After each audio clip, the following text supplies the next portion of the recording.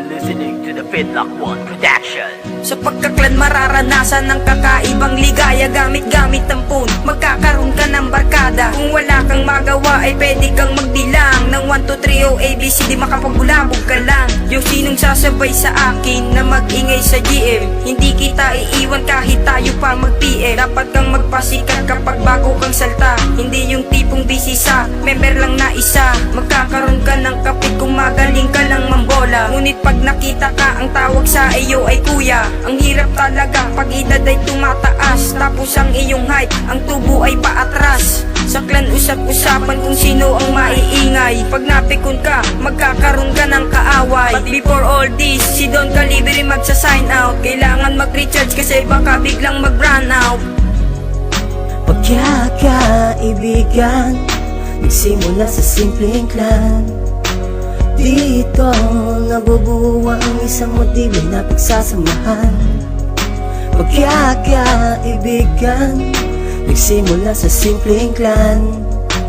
Dito nabubuo ang isang motibo na pagsasamahan. Sa wakas ay gatlog, makakapag-ingay na rin. Sino ba ang bagong newbie kay Baywa sa Lakden? Pwede ko bang malaman kung anong nasalyan? Nasa ganon sa clan na to, lahat tayo ay magtabal. Ilang araw ang lumipas na wala akong load, bigla kang napatawag at nakuha mo aking loob. Tayo ay nagkikintuhan maghapon at magdamag, aking napuna ang puso ko sa'yo ay nalaglag. In love ako sa boses mo, pati na rin sa GM mo. Dinamay mo pangalang uno na ikaw na at ako. Nagdaan ng mga oras at hindi ko na malayan, ang bar na sipi ko unting-unting nababawasan. Nalibang kasi ako sa pagpipiim ko sa'yo, malapit na akong ma-XP, papaload pa ba ako? Ano ba ang gusto mo? Unli call o unli text, magdamag kitang kausap, pwede rin akong ka-text. Pagkakaibigan, nagsimula sa simpleng clan.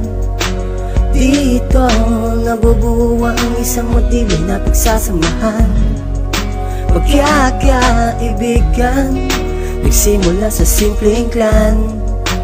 Dito nabubuo ang isang motibo na pagsasamahan. Simple lang ang buhay namin dito sa clan. Pag-ibig, kaibigan, pwede mo dito matagpuan sa bawat GM. Kulitan, ligawan at tuksuhan, at minsan din may away pag di nagkaintindihan. Pag nagkataon na ang yung SIM card ay biglang nakos, saka CS at ka-FP hihingi ng pasados. Ops, di pa ako tapos, madami pa akong ikakwento, madami pa akong topic, kaya PM muna tayo. At hindi ko inaasahan dito ko makikilala ang morena maganda at Bicolanang Arabiana. Nasa puso ko'y bumihag at lubos kong minahal, at para sa akin siya na ang bigay ng may kapal. O siya, Ultimate Pamilya Society. Last drop ko muna to, pakat na din pala kasi ang U10 ko. Kaya paalam sa inyo, umingat ang lahat, lalo ka na kulit ko. Pagkakaibigan, nagsimula sa simpleng clan.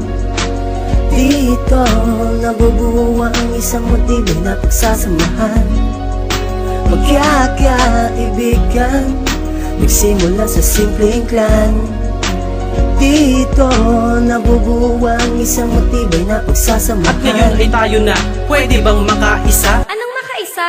Never mind, basta alam ko tayo na. Dumating na ang araw na lahat tayo'y magkikita. Sana sa ating venue, ikaw ang una kong makita. Ang ganda ng tinig mo, boses mo'y mala prinsesa. Thanks a lot sa clan na to, ikaw ay aking nakilala. At ngayong papalapit ka, hindi ko na maitago ang kaba. Baka bigla kang sumigaw ng Monski, mahal kita. Sinimulan na ang inuman, kulitan at harutan. Ang ibing ito aabot daw na magdamagan. Lumakas aking loob nang ako ay tinamaan. Dahil sa alak na to, Diyos ko, hindi ko napigilan ang lumapit sa'yo at aminin sa'yo na mahal kita, handa akong paalipin sa'yo. Lasing ka lang eh. At least nasabi ko kahit ako'y hilong-hilo na mahal kita, mahal mo ko. Di ba yan ang totoo? Pagkakaibigan, nagsimula sa simpleng clan. Dito nabubuo ang isang motibo na pagsasamahan. Pagkakaibigan, nagsimula sa simpleng clan. Dito nabubuo ang isang motibo na pagsasamahan.